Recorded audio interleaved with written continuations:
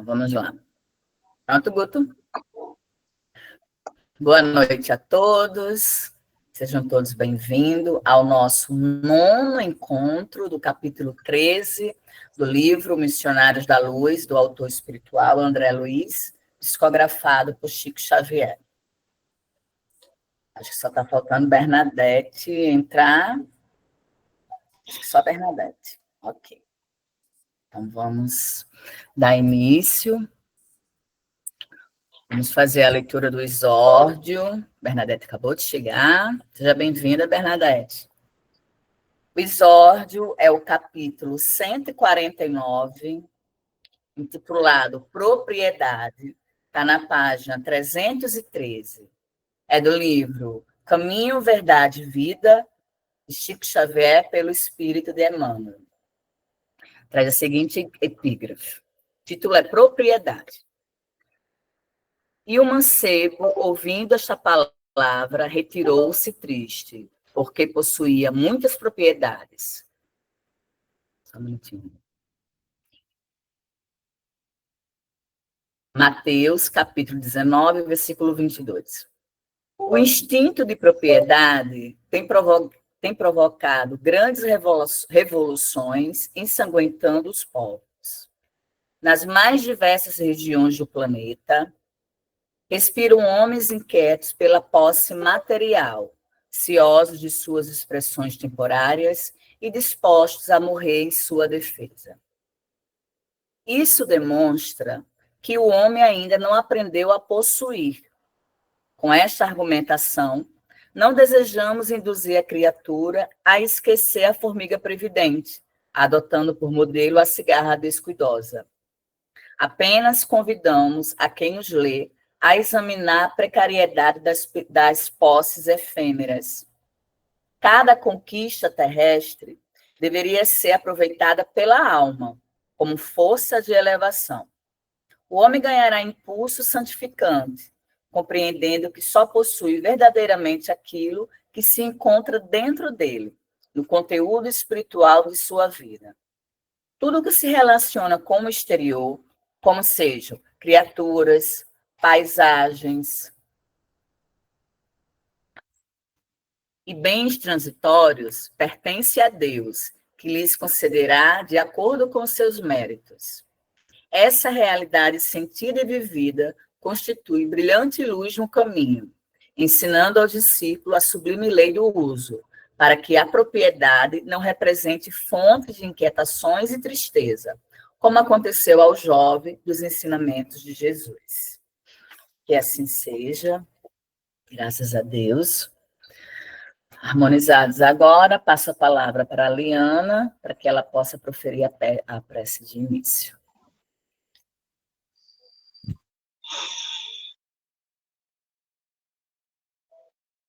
Vamos buscar neste momento a presença do nosso Pai, a presença do nosso irmão, Jesus Cristo, e a presença dos nossos irmãos benfeitores que tanto nos acompanham, nos intuem, nos ensinam, nos protegem, nos conduzem, e que possamos mais uma vez aqui reunidos com o pensamento elevado, os pensamentos mais positivos, possamos buscar nos estudos de hoje a sabedoria, a aprendizagem,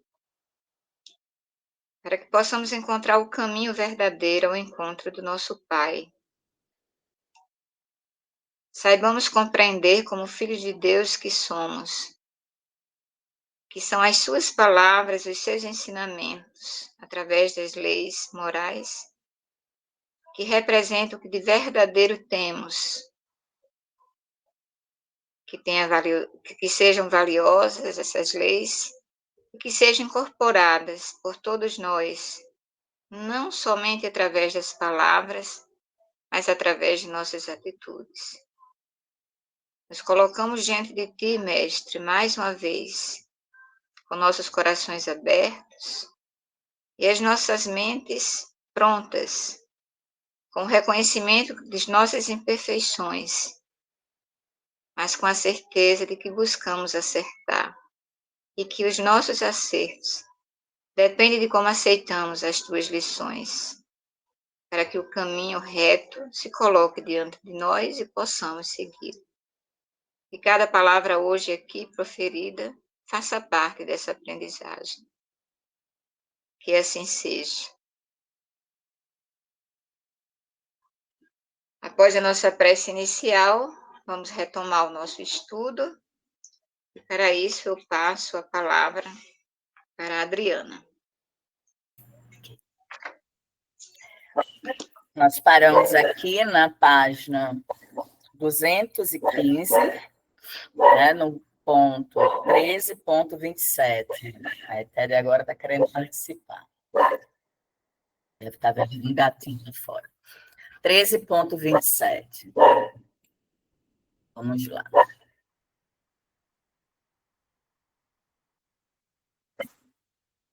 Chega. Tinha perdido vocês. Vamos lá. A explicação não podia ser mais lógica.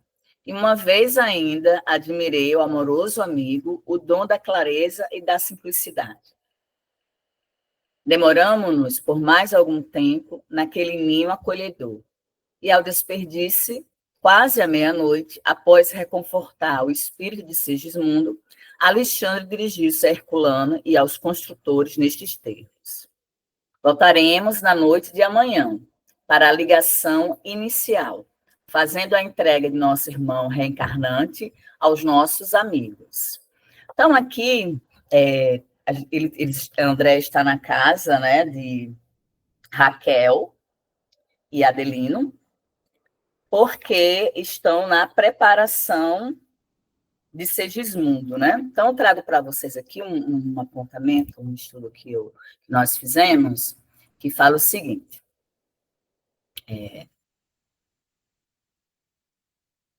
Só um minutinho.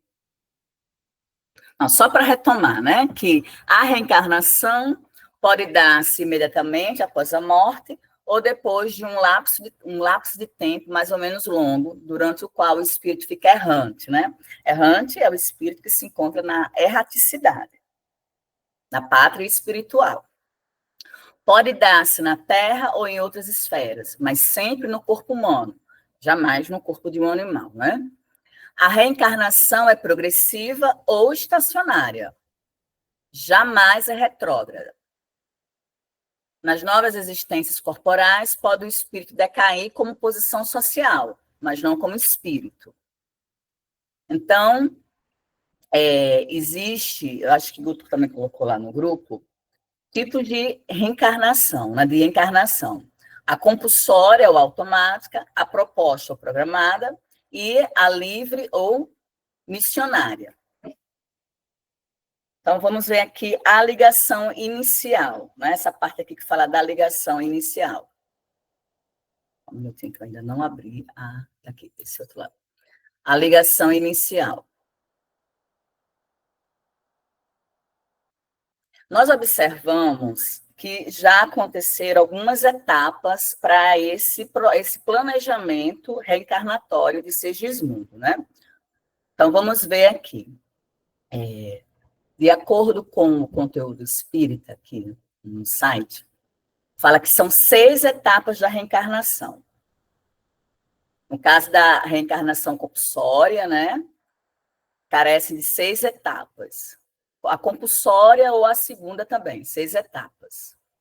Então, primeiro, o planejamento reencarnatório é a etapa 1. O planejamento reencarnatório acontece durante o período de tempo necessário para que o espírito compreenda e se comprometa com o seu propósito.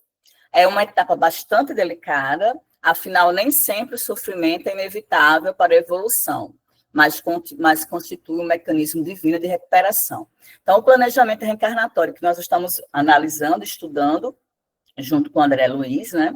Esse planejamento reencarnatório de Segismundo, que ele vai voltar, em poucas semanas, em pouco tempo, à crosta terrestre.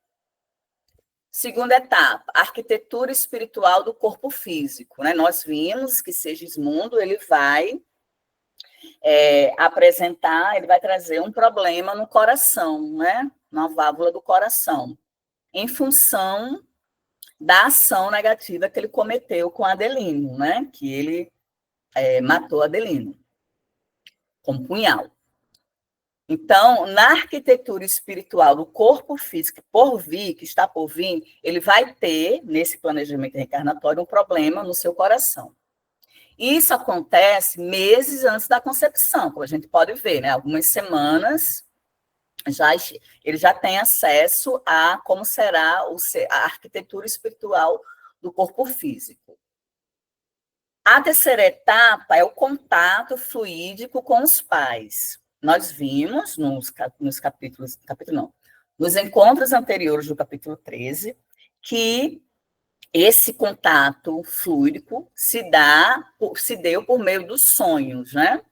Por meio dos sonhos. No caso aí, o contato com o pai, com o futuro pai, que é Adelino. Aí, semanas antes da concepção, inicia-se a aproximação com os pais. Isso normalmente acontece durante o momento de sono do casal, no qual ocorre o desdobramento e a recepção do espírito que tem necessidade e merecimento de uma nova existência. Então, nós lembramos que, nos encontros passados, Adelino ele não estava aceitando a aproximação de Segismundo, embora tenha acordado, deixa eu olhar vocês, que eu estou vendo, só um pouquinho. Deixa eu voltar aqui na tela. Cadê vocês? Chega. Gente, cadê vocês? Vocês estão me ouvindo? Estamos. Sim. Ai, perdão, pensei que eu tinha caído. Eu disse, gente, eu caí, eu abri um monte de janela. Então, a gente viu que nessa etapa, né, mesmo tendo acordado no plano espiritual que Adelino e Raquel seriam os pais de Segismundo e aceitá-lo como segundo filho, quando aí reencarnaram Raquel e Adelino com esse combinado. E Segismundo ficou na espiritualidade, né? Na erraticidade. Só que, quando tentando a aproximação que se dá por meio dos sonhos, ele não aceitava. Por quê? A gente viu, né, que é por causa da densidade da Terra, né? Nós estamos no planeta de provas e expiações.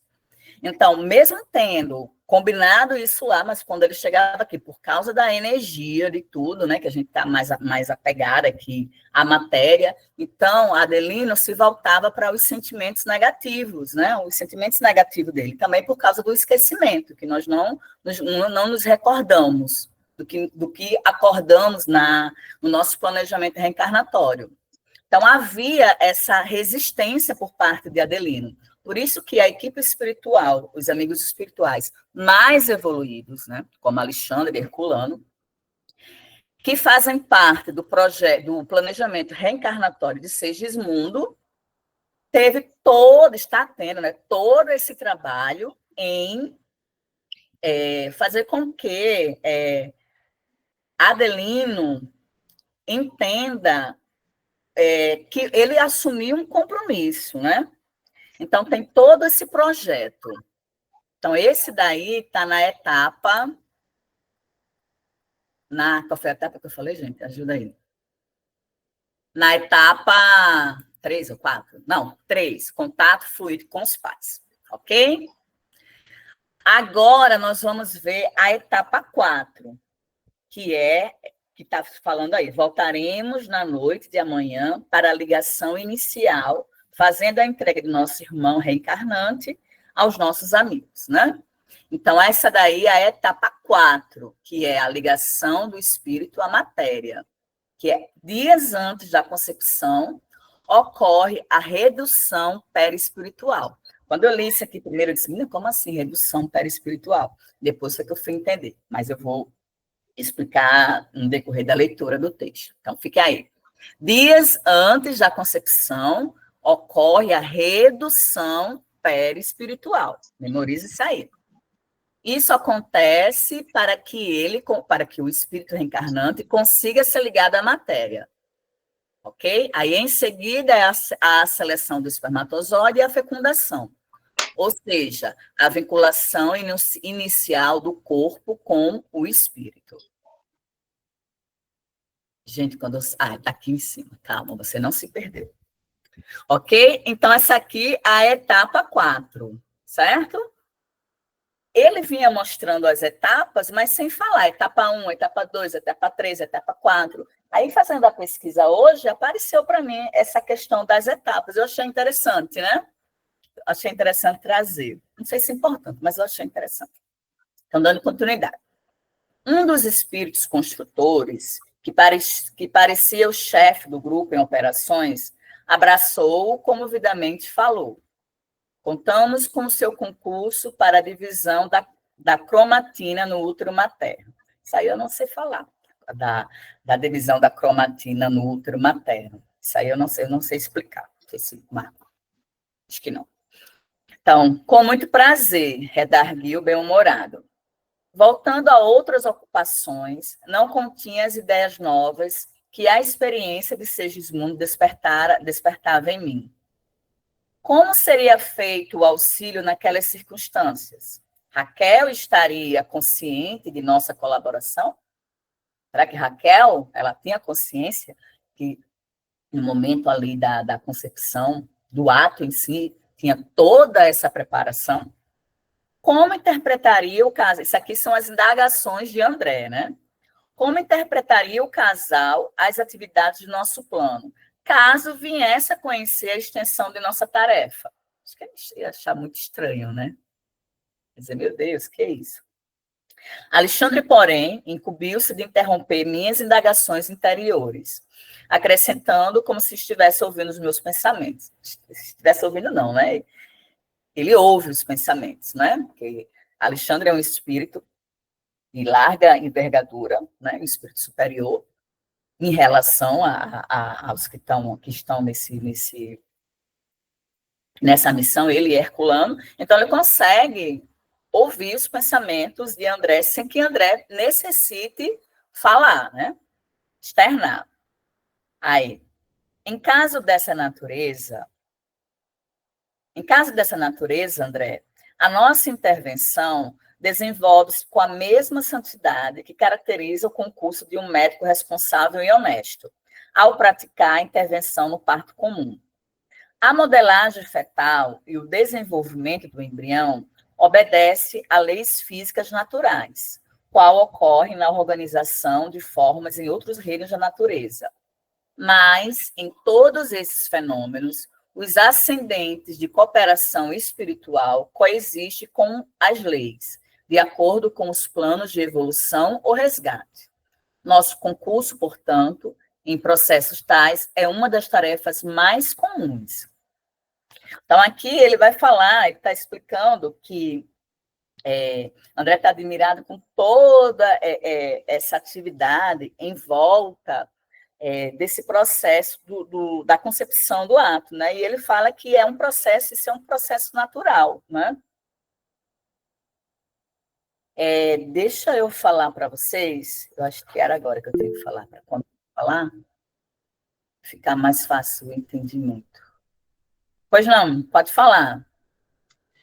Adriana, eu pesquisei Oi. aqui a divisão cromatina no útero materno. Se refere ao processo de divisão celular que ocorre durante o desenvolvimento embrionário, onde a cromatina, abre parênteses, material genético, fecha parênteses, se organiza em cromossomos e se divide para formar novas células. Este processo é fundamental para o crescimento e o desenvolvimento do embrião no útero. Sim. Então, estava a preparação realmente para que Raquel, né, pudesse estar pronta para receber o espermatozoide, não é isso? Então, que é para poder haver a ligação inicial. Ok. Eu queria trazer para vocês, antes de passar para para a Liana, eu acho que é importante a gente retomar isso aqui, é do livro Mediunidade Sem Lágrimas, de Eliseu Rigonati. Acho que é assim, Rigonati ou Rigonati. A Mediunidade Sem Lágrimas. Ele é um livrinho pequenininho, ele é todo baseado na doutrina, no Pentateuco da doutrina espírita. Aí tem um capítulo que fala mediunidade, mas o que eu quero trazer para vocês é que ele explica bem direitinho. Somos compostos de 3 elementos. Nós que estamos aqui encarnados, somos compostos de 3 elementos: o espírito, o perispírito e o corpo. Ok? O espírito somos nós mesmos, é a nossa individualidade. É a parte de nós que pensa e sente. É o nosso eu imortal, não é? O espírito, ele é criado, né, por Deus. Nós fomos criados simples e ignorantes. O perispírito é um véu fluídico que envolve o espírito e o liga ao corpo durante o tempo da encarnação. O perispírito é inseparável do espírito e é tanto mais luminoso quanto maior for o adiantamento moral do espírito a que reveste. O corpo é o instrumento com o qual o espírito atua no mundo terreno. A gente está aqui na Terra, nós necessitamos do corpo, né? Então, nós somos espírito, perispírito e corpo, porque estamos aqui reencarnados. Então, portanto, agora que estamos encarnados, possuímos o espírito, o perispírito e o corpo. Quando estivermos desencarnados, como é o caso de Segismundo e os demais, possuiremos o espírito e o perispírito. O perispírito é o receptor das sensações e o transmissor das sensações para o espírito, ok? Porque lá na frente, eu acho, um pouquinho mais na frente, vai falar sobre o perispírito. Aí eu acho importante a gente retomar, né? Revisar esses pontos: espírito, perispírito e corpo. Alguma dúvida em relação a espírito, perispírito e corpo? Não? Ok. Depois vai ter uma prova. Então, agora eu vou passar a palavra para a Liana.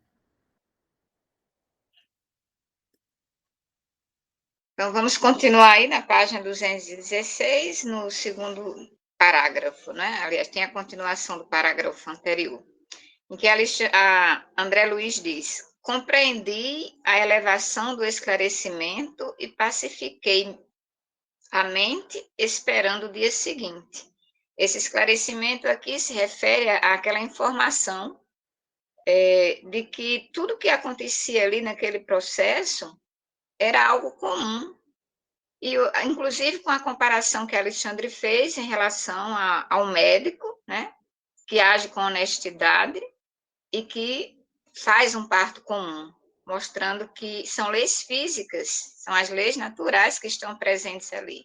Embora André não tivesse até ali essa compreensão, né, acreditando talvez nessa diferença de conhecimento que ele supõe que existe entre a vida material e a vida espiritual, a atuação neste processo aí da concepção humana. Continuemos, então. Escoadas, porém, as horas do dia, a curiosidade voltou a espicaçar-me. Em que momento deveríamos buscar a moradia de Adelino? Sem qualquer intenção menos digna, preocupava-me o instante da primeira ligação de Segismundo à matéria. Agiria Alexandre no momento da união sexual ou o fenômeno obedeceria a diferentes determinações? Veja que André, em todo momento, ele está indagando, né? A curiosidade é algo que faz parte dele. E em nenhum momento ele deixa de ter essas respostas exatamente pela capacidade do espírito de Alexandre, seu espírito elevado, e ele consegue captar o que está dentro da mente de André e trazer essas respostas, não é?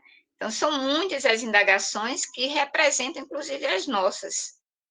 Acho que na voz de André aí, é exatamente aquilo que está dentro de nós à medida que vamos lendo também, porque não compreendemos ainda todo esse processo. Esse capítulo 13, nós sentimos o quanto ele é importante para que a gente possa compreender tantas coisas que conduzem a nossa vida aqui neste planeta. Seguindo então, meu orientador sorria em silêncio, compreendendo minha tortura mental, uma tortura própria dos curiosos, né? As horas sucediam-se umas às outras e, observando-me a impaciência, Alexandre esclareceu-me bondoso. Vamos, então, nos colocar aqui na posição de André e também ter os esclarecimentos necessários em relação a este momento da concepção, com a presença dos espíritos construtores e a presença também de Alexandre para ajudar nesse processo da fecundação. Não é necessária a nossa presença ao ato de união celular. Semelhantes momentos do tálamo conjugal são sublimes e invioláveis nos lares em bases retas. Então, isso aí até nos coloca numa posição, numa análise ou numa aceitação dessa explicação mais tranquilos, né? Porque a gente passa a ter essa confirmação de que o ato sexual, que é algo tão íntimo, é dito aqui que nesses momentos esse ato é sublime e inviolável. Mas há uma condição aqui que é colocada. Sublimes e invioláveis nos lares em bases retas. Isso nos faz questionar. E se não tivermos as bases retas? Nesse momento que é tão peculiar, não é? Onde naquele momento ali a intimidade está presente, que supomos que nada deveria acontecer para que isso fosse violado. O que será que acontece nesses lares em que as bases não são retas? Continuando então a leitura, nós teremos: você sabe que a fecundação do óvulo materno somente se verifica algumas horas depois da união genesíaca. O elemento masculino deve fazer extensa viagem antes de atingir o seu objetivo. Então, isso já é algo que a ciência já explica aqui. Nós sabemos que após o ato sexual é levado um tempo para que os espermatozoides eles possam fazer essa viagem, apenas um deles, em determinada circunstância, faça com que haja fecundação. E sorrindo acrescentou: temos tempo. Muito interessante essa colocação. Temos tempo. Compreendi a delicadeza dos esclarecimentos e sequioso de informações referentes ao assunto, interroguei. Ele não se conforma, né? Sempre tem mais alguma coisa para que ele possa interrogar e ter essa resposta de Alexandre e se sentir, de certa forma, satisfeito. Mas sempre surge mais uma curiosidade, que seria não uma curiosidade negativa, mas o desejo de conhecer, o desejo de aprender, e considerando que essa aprendizagem vai servir para que ele desenvolva trabalhos junto com os irmãos espirituais em diversas outras situações. Interroguei: com relação às uniões sexuais, de acordo com o seu parecer, todas elas são invioláveis? Isto não, aduziu o instrutor atencioso. Você não deve esquecer que aludia aos lares em bases retas.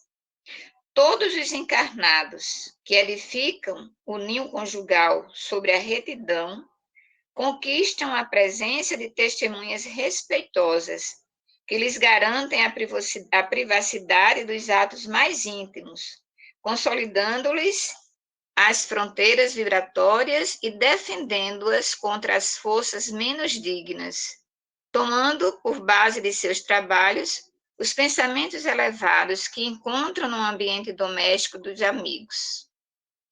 Então, aí a gente já começa a ter uma pista em relação ao que pode acontecer com esses lares que não são construídos em bases retas, em que os pensamentos inferiores eles encontram espaço e que provavelmente vão abrir possibilidade de que haja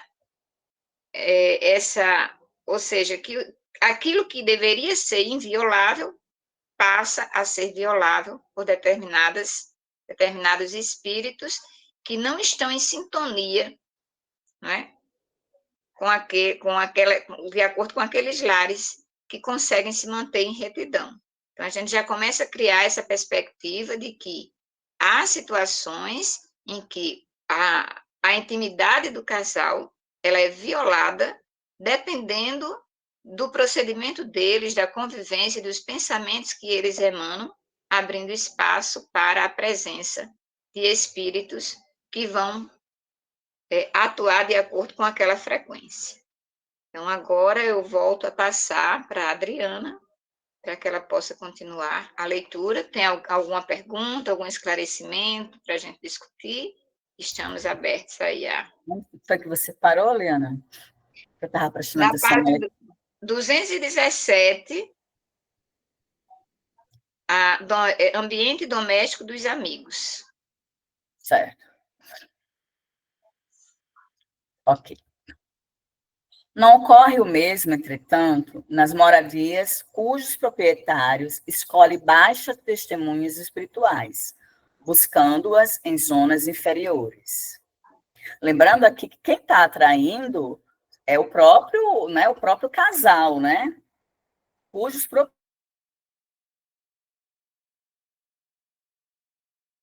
testemunhos espirituais, buscando-as em zonas inferiores.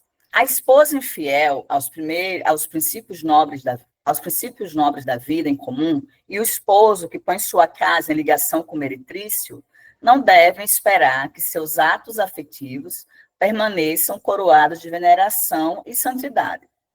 Suas relações mais íntimas são objeto de participação das desvairadas testemunhas que escolheram. Né?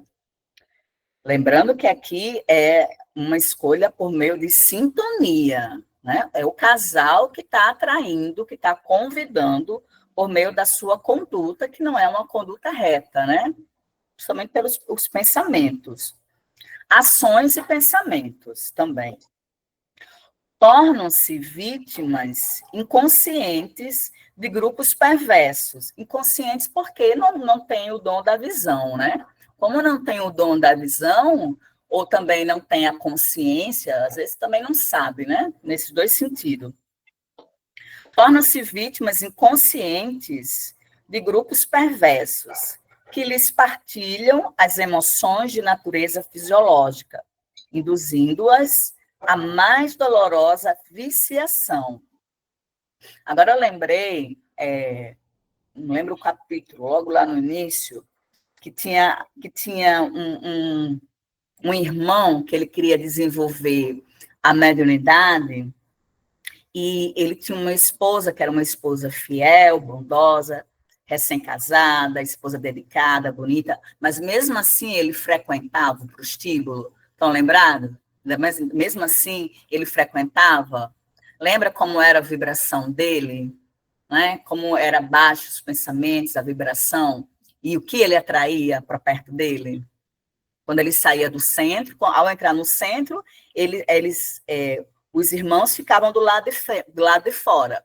Aí ele se sentia um pouco melhor, mas quando ele botava o pé fora do centro, os irmãos acompanhavam, né? Até chegar na porta de casa. Quando chegava na porta de casa, como ele tinha uma esposa fiel, eles não adentravam na casa. Mas esse irmão, ele estava sempre tendo contato com as entidades do mundo inferior, que ele mesmo convidava, né? Que ele mesmo convidava de forma inconsciente, ele convidava a participar. E veio agora a lembrança disso, né? Que ele era viciado. Ainda que esses cônjuges infelizes estejam temporariamente catalogados no pináculo das posições sociais humanas, não poderão trair a miserável condição interior. Mesmo que esteja numa posição social, né, alta na sociedade, mas a condição interior, né, a condição interior é miserável, né? Sequiosos que vivem de prazeres criminosos, dominados de estranha e incoercível volúpia. A resposta impressionante de Alexandre surpreendeu-me. Compreendi com mais intensidade que cada um de nós permanece com a própria escolha de situação em todos os lugares, né? Então, essa frase aqui eu até grifei quando eu estava lendo. Isso aí é para a gente, né? Cada um de nós permanece com a própria escolha de situação em todos os lugares. Nós atraímos os irmãos inferiores em relação um pouco mais a gente, nós atraímos de acordo com a nossa vibração, com a nossa faixa de vibração, né? E esses irmãos que se juntam a gente, eles acabam sugando a nossa energia, ou se alimentando daquele momento ali, né? Daquele momento ali, desregrado, se alimentando daquela energia, principalmente a energia sexual, né? Principalmente a energia sexual, sem limite, desenfreada. Todavia, nova questão surgia-me no cérebro. André não para, né? É uma atrás da outra, uma indagação atrás da outra. E procurei movimentá-la para melhor aclarar o raciocínio. Entendo a magnitude de suas elucidações, afirmei respeitoso. Entretanto, considerando o perigo de certas atitudes inferiores do que assume o compromisso da fecundação de um lar, que condição, por exemplo, é a da esposa fiel e devotada ante um marido desleal e aventureiro no campo sexual. Pronto, agora cabe bem certinho o exemplo que eu falei, né? Eu acho que era o capítulo 3, que aquele médium, que ele não conseguia desenvolver a mediunidade dele, não lembro se era de incorporação ou era de psicografia, não lembro agora, que ele tinha uma esposa devotada, uma esposa fiel, mas ele era desregrado, né? Aí ele está perguntando isso, o André está perguntando. Adriana, Pois posso não. fazer uma colocação aqui? Pode. Nesse momento aí em que é colocado para a gente, tornam-se vítimas inconscientes de grupos perversos que lhes partilham as emoções de natureza fisiológica, induzindo a mais dolorosa viciação, né? Nós que temos acesso, nós que acreditamos na existência de espíritos, que eles estão ao nosso lado, que eles podem interferir em nossas ações, como espíritas, nós temos essa consciência e conseguimos compreender a explicação. Mas eu fico pensando na situação de tantos irmãos encarnados que passam por essas situações, de ter na convivência do lar esses momentos em que os piores pensamentos acontecem, e até mesmo na intimidade do lar, e não compreender, né? Não compreender que isso pode acontecer. Inclusive, quando se coloca, não é só a presença que faça se sentir mal, mas é até com a própria natureza fisiológica. Essa energia sexual que você falou aí, que você se referiu, influenciando de todas as formas naquela situação tão específica. E quantos não têm consciência disso, né? É lamentável que isso aconteça. E nós estamos nesse mundo de provas e expiações, também estamos sujeitos a tudo isso, a toda essa situação. Mesmo que tenhamos essa compreensão, a gente está vindo de outras vidas que a gente não sabe o que fez, como fez, por causa desse esquecimento, mas sabemos que se estamos aqui, a imperfeição é a primeira condição para justificar a nossa permanência aqui e compreendermos essa situação que o Espiritismo traz para a gente como a luz, nesse capítulo 13, que traz tantas explicações nesse sentido, né? Verdade. Queria reforçar essa condição, que muitos não sabem por quê. não entende, né? Não tem um conhecimento. E mesmo assim, né, o próprio rapaz, eu entrei aqui, o capítulo 3, ele pretendia desenvolver a psicografia, né? Mas ele tinha sede febril de prazeres inferiores. Mesmo tendo uma esposa devotada em casa, bonita, pouco tempo que estava casado, mesmo assim, né? Então vamos lá, o que é que acontece? Permanecerá a mulher nobre e santa à mercê das criminosas testemunhas que o homem escolheu? Aí Alexandre responde: não, disse ele veemente, não. O mal não pode perturbar o que é genuinamente bom. Por isso que quando ele estava no centro espírita, que tinha a proteção espiritual, ele se sentia bem, trazendo para o médium que queria psicografar. Mas quando ele botava o pé, que se afastava do centro, aí ele já atraía, porque baixava o padrão vibracional. Mas quando ele chegava na porta de casa, ele já se protegia. Então, ele vivia nessa dualidade, né? Então, o mal não pode perturbar o que é genuinamente bom. Em casos dessa espécie, a esposa garantirá o ambiente doméstico, embora isto lhe custe as mais difíceis abnegações e pesados sacrifícios. Ele não vai explicar quais são essas abnegações, nem como são esses sacrifícios, mas a gente sabe que você lidar com a energia do outro, uma energia negativa, né? Não é fácil, né?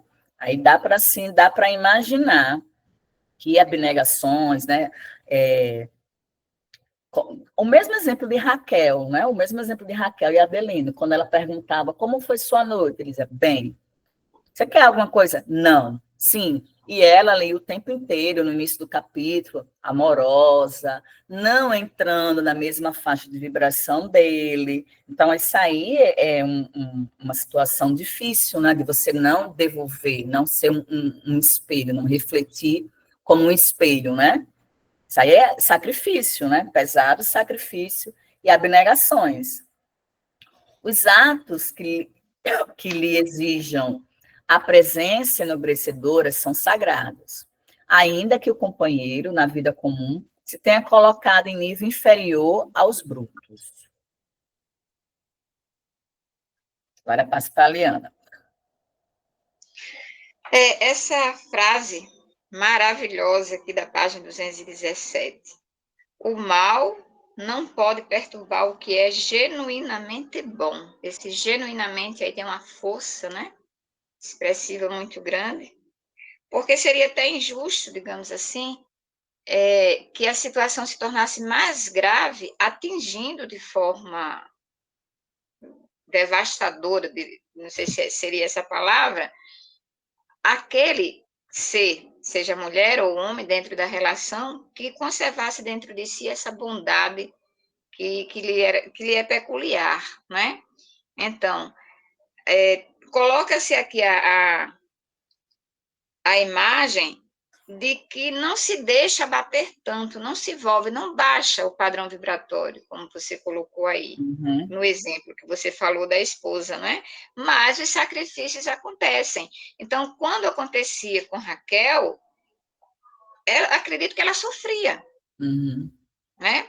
Aquela bondade genuína que existia, talvez não seja ainda suficiente para evitar o sofrimento, daí o sacrifício. Mas a certeza de que naquele momento ela deve agir, pensar e agir de uma forma que leve ao equilíbrio.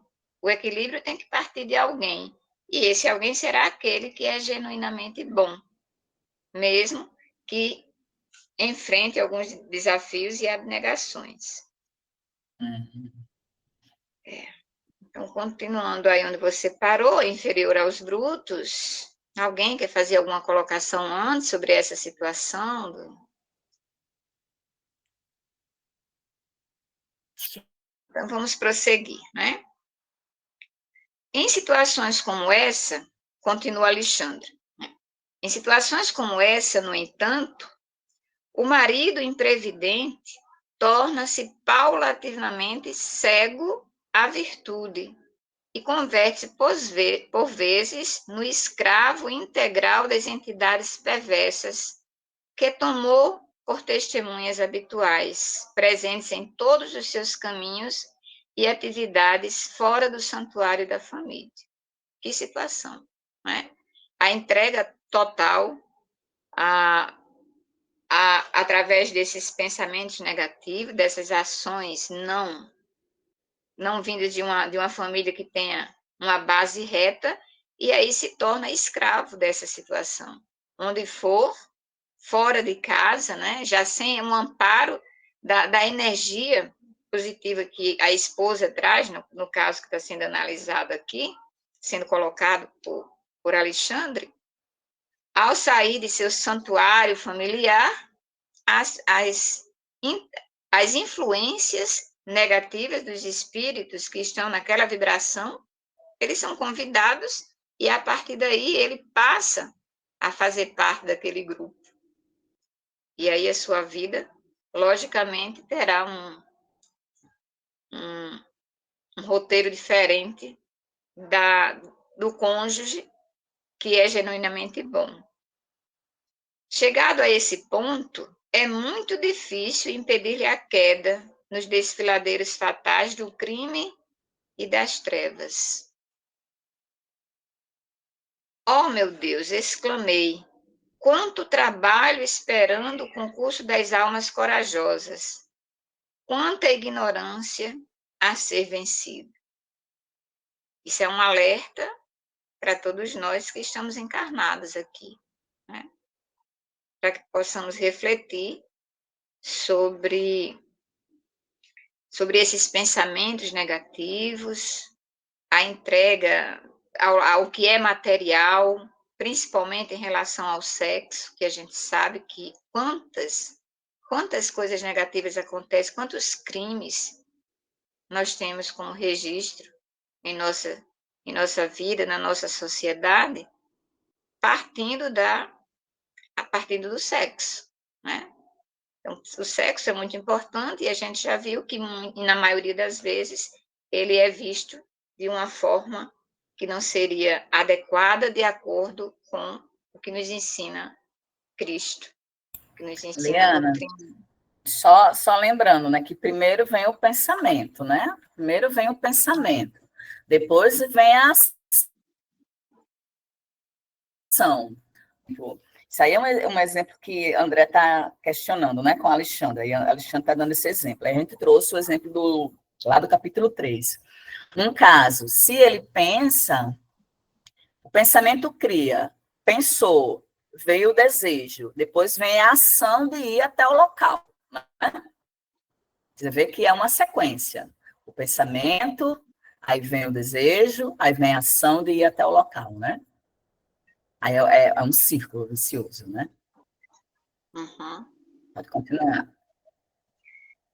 Você diz bem, acrescentou o orientador gravemente, porque, de fato, a maioria das tragédias conjugais se transfere para além-túmulo, criando pavorosos infernos para aqueles que as viveram na crosta do mundo.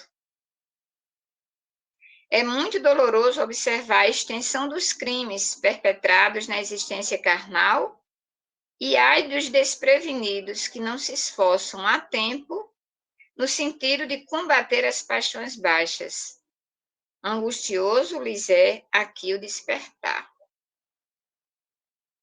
O que nós já falamos, né, anteriormente, em relação ao que acontece e essas tragédias que geralmente nós temos conhecimento, elas afetam a vida aqui, a esta existência, e muitas vezes levando para a erraticidade, quando se parte deste plano, leva-se tudo isso que foi construído de forma negativa para que depois possa, através de mecanismos, inclusive como a reencarnação, fazer uma transformação, a reforma íntima, para que essa evolução se faça, né? De uma forma muito lenta, inclusive, e dolorosa.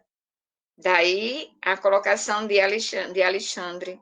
Angustioso lhes é aqui o despertar. ai, né? Ai dos que desprevenidos, que não se esforçam a tempo, no sentido de combater as paixões baixas. Acho que a gente pode justificar aí o medo que muitos espíritos sentem, como nós estamos vendo em Segismundo, o medo como reencarnando.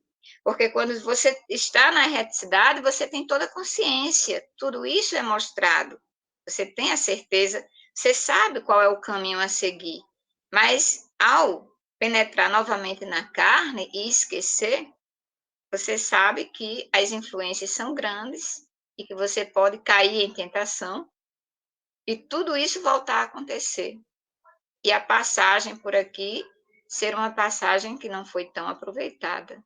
Por isso, ai, né, desses, porque vão enfrentar desafios ainda maiores ao voltar à erraticidade. Calei-me, e Alexandre, pensativo, entrou também em silêncio profundo, dando-me a entender suas admiráveis faculdades de concentração. Eram aproximadamente 22 horas, quando nos pusemos a caminho da residência de Raquel. A pequena família acabava de recolher-se. Herculano e os demais receberam-nos com inequívocas demonstrações de carinho. O chefe dos construtores dirigiu-se ao meu instrutor nestes termos: esperávamos pela sua colaboração para iniciarmos o serviço magnético do paciente. Passamos em seguida à pequena câmara onde Segismundo repousava. Permanecia ele aflito, de olhar triste e vagueante. Quanto trabalho, né, para o nascimento. Veja que nós temos o nascimento ainda, nós vamos ter um processo ainda longo, mas nós estamos falando aqui ainda da concepção e já vimos aí os espíritos atuando de uma forma muito intensa para garantir, para tentar garantir, né, que tudo aconteça de forma satisfatória para que eles tenham sucesso nessa reencarnação. E nós sabemos que, mesmo com todo esse cuidado, o risco de se não conseguir é muito grande, como nós vimos nos mensageiros. Passo agora para a Adriana, se alguém tiver alguma colocação, para a Adriana continuar na página 219. Vamos lá. 13.31. Não pude suptar uma interrogação. Por que motivo Segismundo sofre tanto? Eu também fiz essas perguntas. Ai, como sofre? Por que sofre tanto? Né? Na aula passada eu consegui compreender. Oi. Quando você Está me coloca, ouvindo? Liana? Eu estou ouvindo. Você está me ouvindo? Eu acho Está que me ouvindo? a minha internet está aqui. Este vídeo está pausado. Acho que voltou. Eu também tinha esse questionamento. Oi, fala. Quando você faz esse questionamento, Adriana, é aí que eu reforço aquela visão de que é para nós, tudo que está aqui, né? Representa nossas dúvidas, nossas indagações, e este livro está nos trazendo essas respostas de uma forma maravilhosa através de Alexandre. Esse capítulo ele é muito rico, né? Eu vi um vídeo na internet que fala que é o capítulo 12, 13 e 14. O próximo também vai dar continuidade. Indaguei de Alexandre em tom discreto. Desde muito, e particularmente desde a semana passada, está em processo de ligação fluídica direta com os futuros pais, que eu falei, né, que é a etapa 3, o contato fluídico com os pais. Então, desde a semana passada, que ele vem sofrendo, né? No caso, ele estava sofrendo porque Adelino não o aceitava. Ele tentava se aproximar numa hora do sonho e Adelino tinha pesadelo, considerava que aquilo ali, aquele desdobramento, era um terrível pesadelo, né?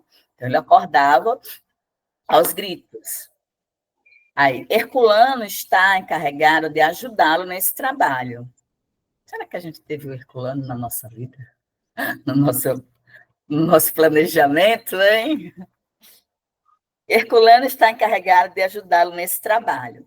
À medida que se intensifica a semelhante aproximação, ele vai perder, ele aqui no caso é Segismundo, vai perdendo os pontos de contato com os veículos que consolidou em nossa esfera, por meio da assimilação dos elementos de nosso plano.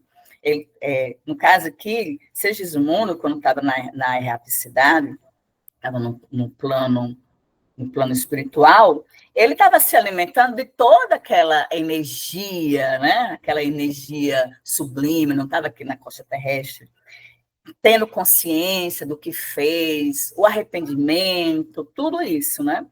Mas à medida que vai se aproximando, ele vai perdendo isso, porque vem o esquecimento que é necessário, né? Então, semelhante operação é necessária para que o organismo perispiritual possa retomar a plasticidade que lhe é característica. E no estágio em que ele se encontra,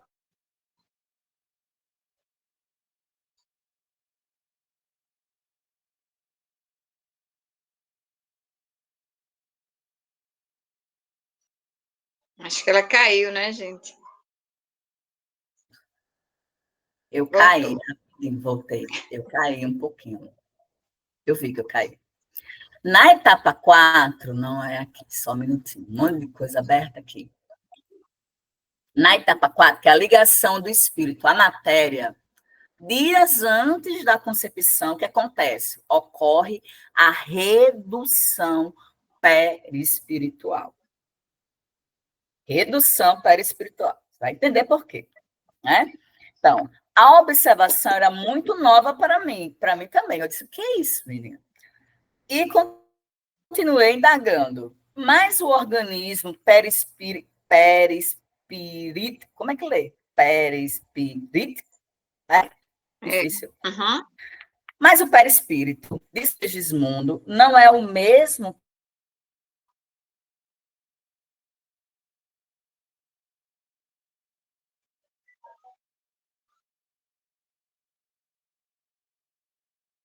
curso do tempo, em vista de nova alimentação e novos hábitos em meio muito diverso, incorporou Adriana, determinados... Oi. como você caiu, a gente perdeu um pouquinho da leitura. Você poderia retomar aí a partir de mais o organismo perispirítico? Tá. Mas o organismo perispirítico, eu não consegui ler esse nome, de Segismundo, não é o mesmo que ele trouxe da crosta ao desencarnar pela última vez? Sim, né? O perispírito é o mesmo, concordou Alexandre. Tem a mesma identidade essencial. Todavia, com o curso do tempo, em vista de nova alimentação e novos hábitos em meio muito diverso, incorporou determinados elementos de nosso círculo de vida. Olha que coisa boa, ele estava se alimentando da energia da espiritualidade superior, né? Tem que se melhorar, né? Dos quais é necessário se desfaça, a fim de poder penetrar com êxito a corrente da vida carnal. Para isto, as lutas das ligações fluídicas primordiais com as emoções que lhes são consequentes desgastam-lhe as resistências dessa natureza, salientando-se que, nesta noite, faremos a parte restante do serviço, mobilizando em seu auxílio nossos recursos magnéticos. Então, disse eu, não teremos aqui um fato semelhante à morte física na crosta? Aí Alexandre sorriu e aqueceu. Sem dúvida, desde que consideremos a morte do corpo carnal como simples abandono de envoltório atômico terrestre. Como aqui na Mediunidade Sem Lágrimas, né? Quando a gente está encarnado, nós temos 3 partes, 3 elementos: o espírito, o perispírito e o corpo. Quando há o desencarne, a gente perde o quê? O corpo, né? Que é o instrumento pelo qual o espírito atua aqui no mundo terrestre. A gente perde o corpo, só o corpo. O perispírito, que é um véu fluido que envolve o espírito, esse a gente não perde, nem o espírito, né? Que é o eu. O perispírito é o receptor das sensações e o transmissor dessas sensações ao espírito. Então, quando ele estava lá na cidade, ele estava recebendo todas essas sensações positivas do mundo do fluido cósmico, né? Mais elevado que na Terra. Estou dando continuidade. Alexandre sorriu. Sem dúvida. Sim, desde que consideremos a morte do corpo carnal como simples abandono de envoltórios atômicos terrestres, né? Uma simples casca, né? Uma simples casca. Perdeu a casca. Vale.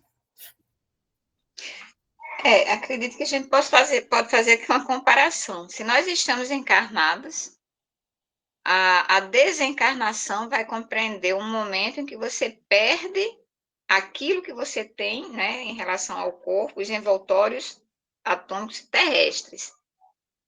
De forma semelhante, acontece na reencarnação, quando, né, com o perispírito, porque tem que perder também aquilo que ele adquiriu no mundo espiritual. Então, é como se fosse um mesmo processo. Reconheci, porém, que a hora não comportava longas dissertações, e vendo que o meu bondoso instrutor fixava a atenção nos construtores, abstive-me de novas interrogações, como sempre, né? E ainda bem que ele é assim, para a gente aprender ainda mais. Seguido pelos amigos, Alexandre aproximou-se de Segismundo e falou-lhe bem-humorado. Então, mais forte? E acariciando-lhe a face, acrescentou: Você deve estar satisfeito. É chegado o momento decisivo. Todas as nossas expressões de reconhecimento a Deus são insignificantes diante da nova oportunidade recebida. Sim, falou Segismundo arquejante. Estou grato. Não se esqueçam de mim, com o auxílio necessário. Veja que esse pedido que ele faz, né, ele mostra a consciência do que está acontecendo. Alexandre chama para que ele saiba a grande oportunidade que ele está tendo, né? E a ajuda, o auxílio, mas ainda assim a gente percebe o medo. Não há, que palavra eu poderia usar aqui? Ele não tem aquela certeza dentro dele que tudo vai dar certo. E é claro que essa falta de confiança em si próprio, considerando que ele sabe que vai esquecer, faz com que ele diga exatamente assim: não se esqueçam de mim, com o auxílio necessário. Um auxílio não só naquele momento, mas que durante toda a trajetória dessa nova existência que está para vir. E olhando angustiosamente para o meu orientador, observou inquieto: tenho receio, muito receio. Alexandre sentou-se paternalmente ao lado dele e disse-lhe com ternura: Não asile o monstro do medo no coração. A hora é de confiança e coragem. Ouça, Segismundo. Se você guarda alguma preocupação, divida conosco os seus pesares. Fale de tudo o que constitua dificuldade em seu íntimo. Abra sua alma, querido amigo. Lembre-se de que o instante da passagem definitiva de plano se aproxima. Torna-se indispensável manter o pensamento puro, lavado de todos os detritos. Imaginemos como é fortalecedor, num momento desse, receber tais palavras, né? Tal orientação. E nós já vimos aqui, em alguns momentos de discussão, que nem todos os espíritos têm a possibilidade de ter ao seu redor a presença de espíritos construtores, de espíritos orientadores, todos envolvidos num trabalho para que a reencarnação se faça de forma satisfatória. O interlocutor deixou cair algumas lágrimas e conversou com esforço. A forma terna como Alexandre conversa é muito gratificante e consegue atingir o coração, né? De alguma forma. Tanto é que ele cai em lágrimas. Vamos ver então o que é que ele vai dizer para Alexandre. Sabe que empreendi pequenina obra de socorro nas cercanias de nossa colônia espiritual. A obra foi autorizada pelos nossos maiores. Aliás, essa fala aqui é de Alexandre, né? E apesar do bom funcionamento, sinto que não está terminada e que tem em sua estrutura... Essa Não, fala é é dele de mesmo. Segismundo. É de Segismundo. Deixa eu retomar aqui. Sabe que empreendi pequenina obra de socorro nas cercanias de nossa colônia espiritual. A obra foi autorizada pelos nossos maiores e, apesar do bom funcionamento, sinto que não está terminada e que tenho em sua estrutura grandes responsabilidades. Não sei se fiz bem, pedindo agora o retorno à crosta do mundo, antes de consolidar meu trabalho. Entretanto, reconheci que para seguir além, precisava reconciliar-me com a própria consciência, buscando os adversários de outro tempo, a fim de resgatar minhas faltas. Sentimos aqui a consciência da necessidade, apesar do receio, apesar de saber dos problemas que pode enfrentar nessa nova existência, desde o processo de conseguir a reencarnação, de tentar esse primeiro contato, de ter toda uma pleiade ali de espíritos ajudando, mas é tão bonito quando ele diz assim, reconheci que para seguir além, precisava reconciliar-me com a própria consciência. Então, por mais que as dificuldades sejam grandes, nós precisamos seguir em frente. E quando se tem o auxílio que ele busca, que não praticamente não deixe de dar o auxílio, né? Aí a gente entende que a gente tem que lutar, que tem que enfrentar e acreditar que vai dar o melhor de si. Pronto, a partir daí, se alguém tiver alguma colocação, passo novamente para a Adriana.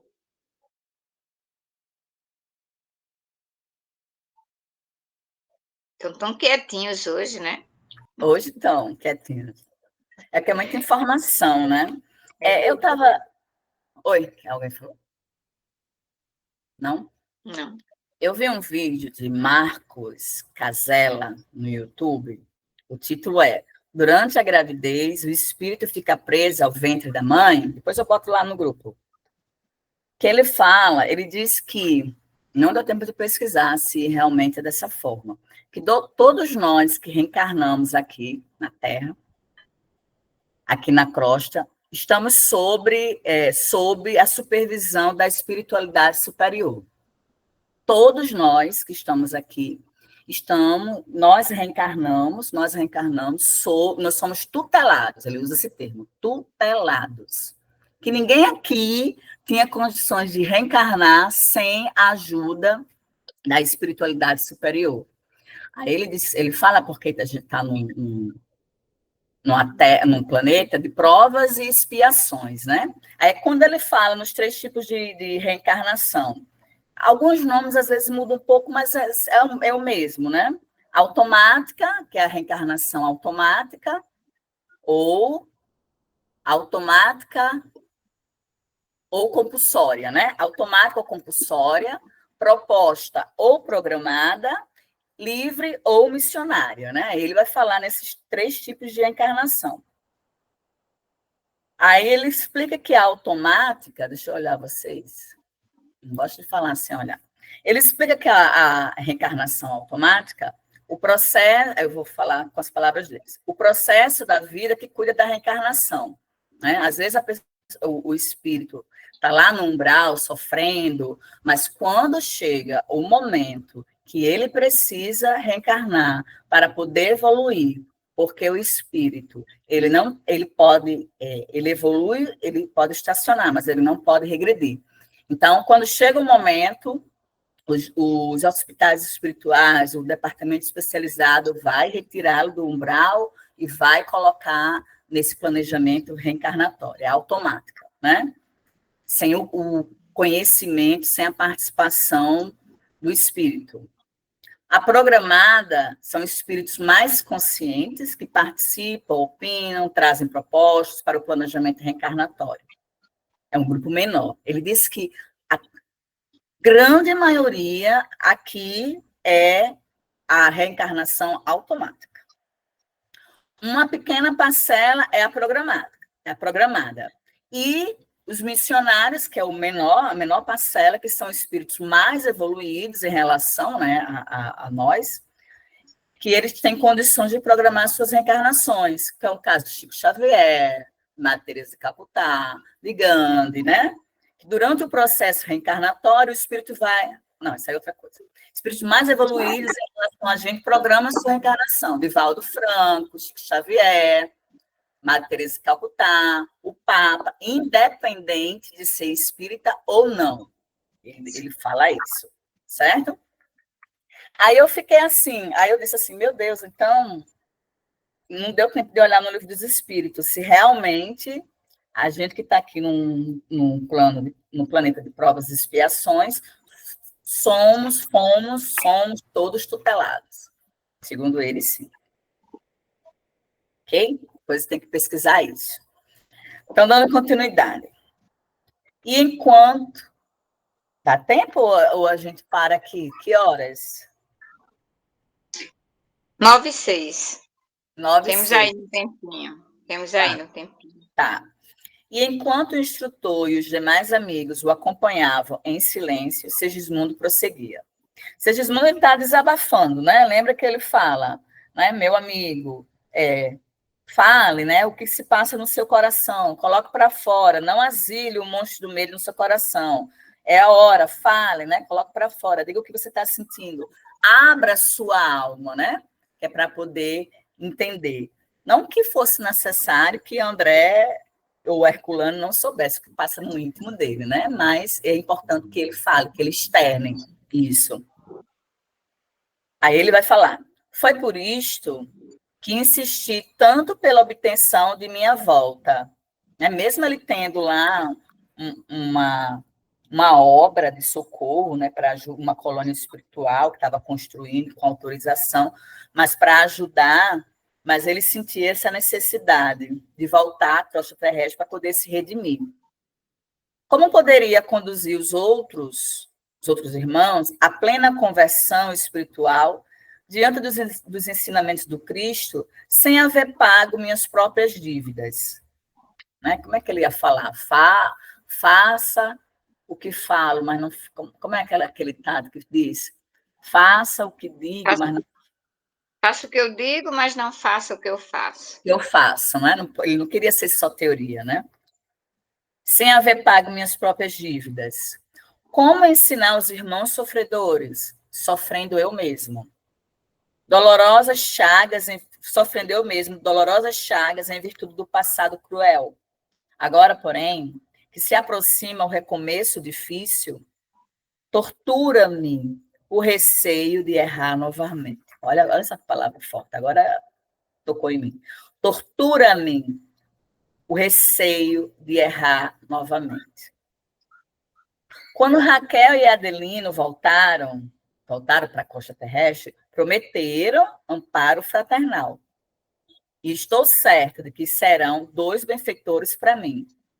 No entanto, afligem-me receios e ansiedades ante o futuro desconhecido. Como o futuro desconhecido? O futuro desconhecido, se há um planejamento, por causa do esquecimento, né? Há o esquecimento. Tem um planejamento, mas nós vamos passar pelo véu do esquecimento. Agora, que o que a gente aprende fica gravado no nosso perispírito, né? Na nossa consciência. Quando a gente faz alguma coisa errada, fica a nossa consciência ali gritando que está errado. É o quê? É a nossa intuição, as nossas experiências das vidas passadas. Eu acho que agora vai estar bom, né, Liana? Vamos parar aqui, tá? Para aí, nesse cantinho. E aí, antes da prece Valendo-se da final, pausa que fizeram naturalmente, vai parar aqui, tá bom? antes da prece final, para a gente encerrar, eu Anota a palavra com vou ler franqueza aqui. e otimismo. Ok, Eu Liana. vou ler aqui, se me permitem, considerando que nós estamos falando de reencarnação, de volta à Terra, né? De volta ao corpo, para se passar por uma nova experiência e o receio que isso traz, através do exemplo que nós estamos tendo, é o capítulo 60 do livro Palavras de Vida Eterna, para a gente fechar a noite antes da prece. O título deste capítulo é Terra, Bênção Divina. Não amaldiçoes o mundo que te acolhe. Nele encontras a bênção divina, envolvente e incessante, nas bênçãos que te rodeiam. O regaço materno, o refúgio do corpo, o calor do berço, o conforto do lar, o privilégio da oração, o apoio do alfabeto, a luz do conhecimento, a alegria do trabalho, a riqueza da experiência, o amparo das afeições. Do mundo recebes o pão que te alimenta e o fio que te veste. No mundo respiraram os heróis de teu ideal, os santos de tua fé, os apóstolos de tua inspiração e as inteligências que te traçaram roteiro. O Criador não nolo ofertou por exílio ou prisão, mas por escola regenerativa e abrigo santo, qual divino jardim a pleno céu, esmaltado de sol durante o dia e envolvido de estrelas durante a noite. Se algo nele existe que o tisna de lágrimas e empresta de inquietação, é a dor de nossos erros. Não te faças assim, causa do mal no mundo, que em todas as expressões essenciais consubstancia o bem maior em si mesmo. Lembra-te de que Deus amou o mundo de tal maneira que deu o seu Filho unigênito, para que todo aquele que nele crê não pereça, mas tenha a vida eterna. E agora a gente pode ir para a prece final. Quem poderá fazê-la? Eu faço. Isabel. Agradecendo a espiritualidade que nos acompanhou e abençoou nessa noite de estudos, agradecendo as nossas professoras que conduziram esse estudo com tanta graça e conhecimento, agradecendo a todos esses momentos de oportunidade, de crescimento e conhecimento. Vamos orar o Pai Nosso. Pai nosso que estais no céu, santificado seja o vosso nome. Venha a nós o vosso reino. Seja feita a vossa vontade, assim na terra como no céu. O pão nosso de cada dia nos dai hoje. Perdoai as nossas ofensas, assim como nós perdoamos a quem nos tem ofendido. E não nos deixeis cair em tentação, mas livrai-nos do mal. Amém. Uma boa noite a todos. Obrigada. Agradecemos, então, a presença de todos, a paciência de nos ouvir, né? E no próximo encontro, acredito que já estaremos com o nosso professor Mar. Vamos emanar boas vibrações para que vamos ele fique fazer bom preces, logo. vibrações, porque nós vamos precisar que ele retome muitas coisas para introduzir os conhecimentos que ele já adquiriu e que nós ainda não temos, para enriquecer ainda mais as nossas reflexões. Pode Muito obrigado retomar, Marcos, pela no condução próximo do encontro. estudo, viu? Por nada, meu querido. Fique bom logo. Fique Melhoras, Márcia. quietinho, viu? Estamos com saudade da sua voz e dos seus direcionamentos, suas Verdade. explicações. Márcio Então, que Deus colocou vários apontamentos do perispírito, não foi, Márcio? Lá no grupo? Oi, eu não escutei. Foi o Márcio ou foi o Guto? Eu não. Desculpa, repita, Adriana, a pergunta. Não, se você colocou apontamentos sobre o perispírito lá no grupo. Ah, sim. Tá certo. Vamos ver. Obrigada, Márcia. Obrigada, Márcio. Enriquece muito, né, nossas reflexões. Verdade. Beijo.